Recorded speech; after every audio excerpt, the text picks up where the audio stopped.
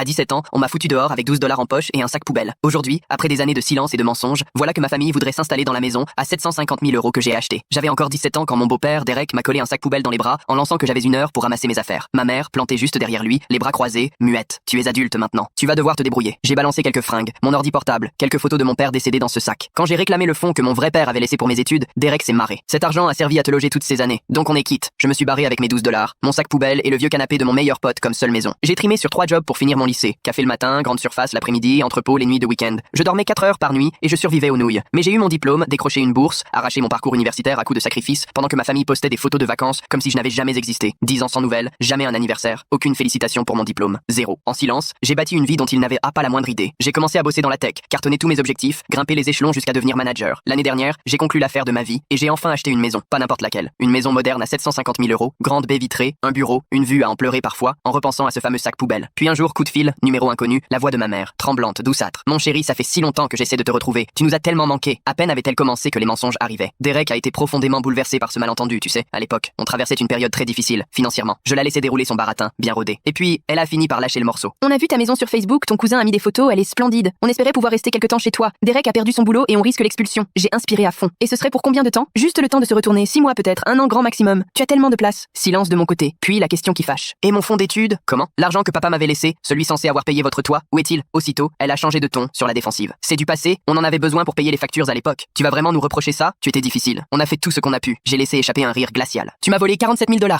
Tu m'as jeté dehors avec 12 dollars et maintenant tu veux vivre dans la maison que j'ai payée après avoir bossé sur 3 jobs parce que tu m'avais tout pris. Elle a tenté de me faire culpabiliser. La famille, ça se soutient. On est vraiment à bout. Tes demi-frères ont besoin de stabilité. Tu trouves ça drôle? J'ai répliqué. À 17 ans, moi aussi j'avais besoin de stabilité, de mes parents et de mon fonds d'études. Vous m'avez laissé avec un sac poubelle. Derek a alors pris le téléphone. Écoute, sale ingrat, avec tout ce qu'on a fait pour toi, vous n'avez jamais rien fait pour moi. Vous m'avez piqué mon argent et foutu à la porte. Maintenant que ça tourne mal pour vous, je redeviens de la famille. Sa voix est devenue menaçante. On viendra de toute façon, tu ne peux rien y faire. Détrompe-toi. J'ai déjà transmis votre adresse à mon avocat pour la procédure d'expulsion. Si vous approchez à moins de 30 mètres de ma maison, j'appelle la police pour violation de domicile. Et pour le fonds d'études, mon avocat lance une plainte civile. Avec les intérêts, vous me devrez 67 000 $. J'ai raccroché. Ils ont essayé de rappeler 16 fois. Je les ai tous bloqués. Après, ça a été un déferlement de messages de la famille, des gens que je n'avais pas vus depuis 10 ans. Tu es en train de briser la famille. Comment peux-tu refuser d'aider? Ils sont désespérés. Et j'ai répondu une seule fois sur le groupe familial. Moi aussi, à 17 ans, j'étais désespéré avec 12 dollars et un sac poubelle. Personne n'a levé le petit doigt. Aujourd'hui, j'ai bâti ma maison moi-même et aucun de vous n'y est le bienvenu. Ne me contactez plus jamais. La semaine dernière, je reçois une lettre de leur avocat. Menace de poursuite. Mon avocat en a rigolé et a envoyé notre contre-plainte. Preuve de vol à l'appui. Depuis, plus un bruit.